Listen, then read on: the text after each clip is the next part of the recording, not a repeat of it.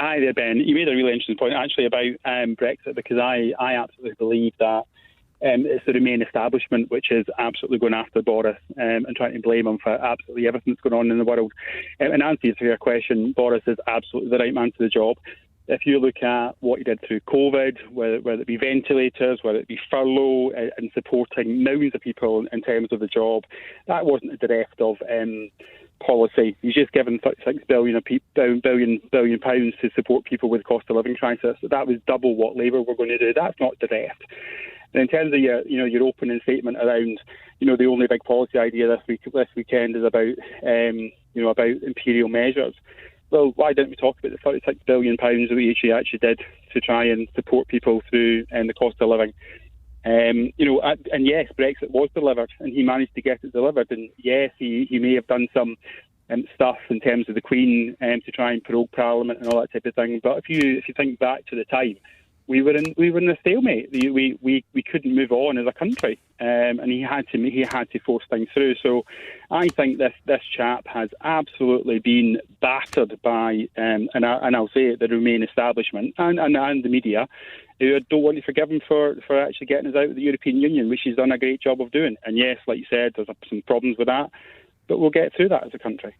Alec, everything you've just said, pretty much everything, I think almost every Conservative MP I speak to would completely agree. But what they would say in response is, yes, he got a lot right during the pandemic. Yes, we can talk about the cost of living support and so on. But this is about integrity. It's about decency. It's about leadership. It's about standards in public life. And increasing numbers of his MPs on those key criteria, those issues, say that he has demonstrated he is not the right man for the job. What would you say to them? Well, I would suggest that they need to stop listening to the BBC and need to stop listening. But hold on. Hold on. Boris Johnson did break the law. That's not been made up by the Remain establishment. So the concern, you can argue it doesn't matter, but there's a legitimate concern there, isn't there? So he walked in when someone surprised him with a birthday cake. Are we really saying that that's okay? So none of the party stuff bothers you, worries you, concerns you? So did he receive another fine? No. He wasn't involved in those parties. No. That photograph that we saw, yes, it looked quite damning, but actually had his big red box, and he was going in to say goodbye to someone. Thanks for all your help during a really, really rough time in Parliament. I think this is where the media is obsessed by superficial. It's just superficial. The real things that are going on in the world, the cost of living crisis, the Ukraine war.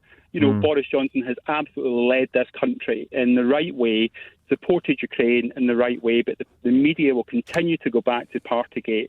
And Boris was not involved. He was involved in one time as he walked into his cabinet office, but just before a meeting, and someone said, "Happy birthday, Prime Minister, here's a cake," and he got fined for that. Would it matter if he had got, say he'd got 5 more fines? Would that matter to you? Or it sounds to me like you're saying, regardless of what happened in Downing Street during COVID lockdowns, what matters here are the policy decisions, what the government is doing, and regardless of what happened in Downing Street, you would support him even if he had got another 5 fines. Is that kind of your view?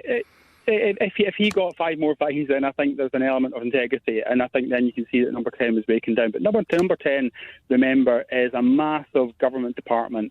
It's not him with a couple of people, who are boozing away. There's a massive civil service contingent in there. If the people who need to be accountable are the civil service, and the people who are in charge of these people, Boris Johnson, yes, he is the Prime Minister, yes, he is the leader, but the civil service sit in the back of all this, and the Permanent Secretary, he or she needs to absolutely be taken a huge amount of responsibility for that type of culture. I don't expect the Prime Minister of this country to be walking around the offices and chiding people because their desk might be untidy, or Well, it's not because they're untidy, it's just because the law was being broken. I take your point.